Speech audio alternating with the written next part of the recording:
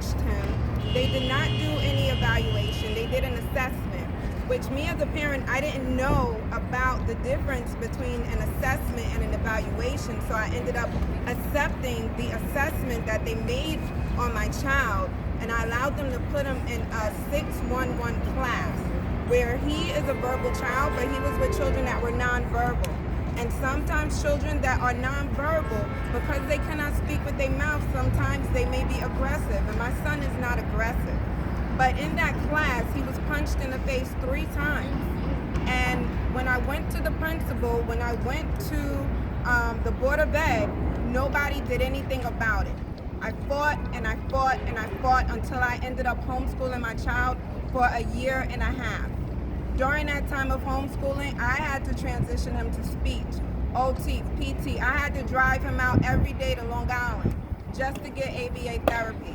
I don't feel that any parent should go through this. No parent should go through this. Luckily, when I ended up in Long Island to get the ABA therapy, she helped me with the lawyer. And I was able to get my son in a private school. Now, the DOE had paid $100,000 for my son to go to that school for a year.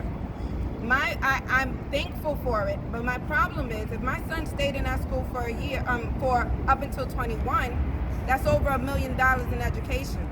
They can use that $1 million in education and put it in our schools in the Bronx, where he can go locally. They can use the millions of dollars that they are spending to send our kids to private schools, but they're not putting it in District 75. They're continuously saying it's underfunded, but it's underfunded because they are not servicing our kids, and parents like myself that get up and fight, we have to use those funds so that our kids are taken care of. All I ask is that we look at our children as children. They are not a label, they are not autism. Although they have autism, they are a person. My son's name is Jacob, and I ask that everybody look at Jacob as Jacob, look at our children as their children, know them individually, teach them with your heart.